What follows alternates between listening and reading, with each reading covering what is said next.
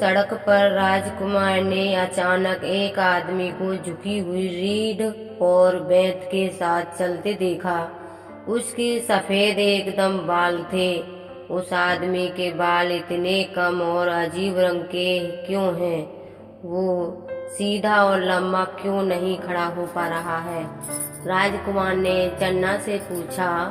वो आदमी बहुत बूढ़ा और लंगड़ा है, सारथी ने उत्तर दिया। हम सब लोग एक दिन वैसे ही होंगे।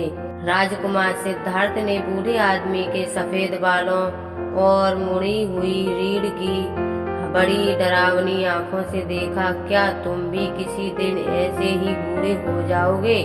क्या मेरा भी वही हाल होगा? और मेरे पिता का क्या, आनंद का भी? उसने चन्ना से पूछा। हाँ, हम में से हर इंसान बूढ़ा होगा महाराज, यहाँ तक कि आपका घोड़ा भी, सारथी ने उत्तर दिया। वे कुछ और आगे बढ़े और उन्होंने क्या देखा? एक आदमी जमीन पर पड़ा था और बीमारी और भयानक पीड़ा से कराह कर रहा था। वो एक जनाजे के जुलूस के सामने से गुजरे और उन्होंने मातम मनाने वाले लोगों को रोते और विलाप करते हुए देखा।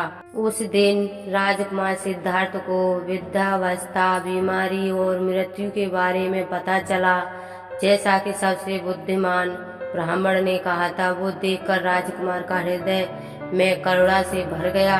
उसका दिल उन सभी लोगों के लिए दुख से भर गया जो इस प्रकार पीड़ित थे। क्या बुढ़ापे, बीमारी, मृत्यु से बचने का कोई उपाय नहीं है? राजकुमार ने चन्ना से पूछा। नहीं, सारथी ने कहा, हम सभी एक दिन मर जाएंगे, लेकिन मृत्यु भी हमारे दुखों को समाप्त नहीं कर पाएगी। जीवन का पहिया घूमता रहेगा और हम सभी उसमें फंसे रहेंगे। हम में से प्रत्येक का किसी न किसी रूप में पुनर्जन्म होगा, चाहे वह मनुष्य के रूप में हो या पशु के रूप में। केवल जो निर्माण प्राप्त करेंगे वे ही सभी चीजों में सच्चाई देख सकेंगे। केवल उन्हें ही जीने, पीड़ित होने, मरने और उसी के लिए दोबारा पैदा होने की जरूरत नहीं होगी।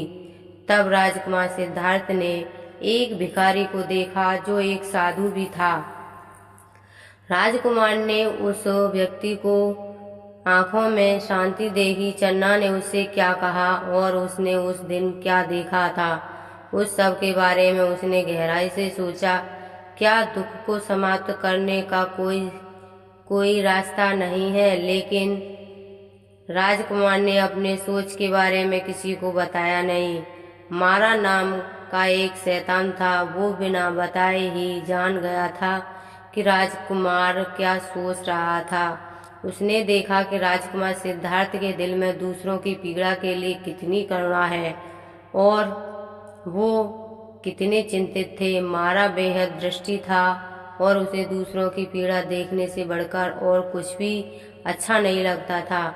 मारा ने राजकुमार को पीड़ा को समाप्त करने का रास्ता खोजने से रोकने के लिए हर संभव प्रयास करने का अपना मन बनाया। राजकुमार सिद्धार्थ की जैसे जैसे दुनिया में हर एक चीज के लिए करुणा गहरी और गहरी होती गई, वैसे वैसे वो और दुखों होते हुए। जब राजा ने देखा कि उनका पुत्र इतनी दौलत होने के बावजूद हमेशा उदास और सोच में डूबा रहता था, तो उन्हें लगा कि शायद राजकुमार अकेला महसूस करता होगा और उसकी शादी कर देनी चाहिए। एक पत्नी निश्चित रूप से राजकुमार को खुश करेगी।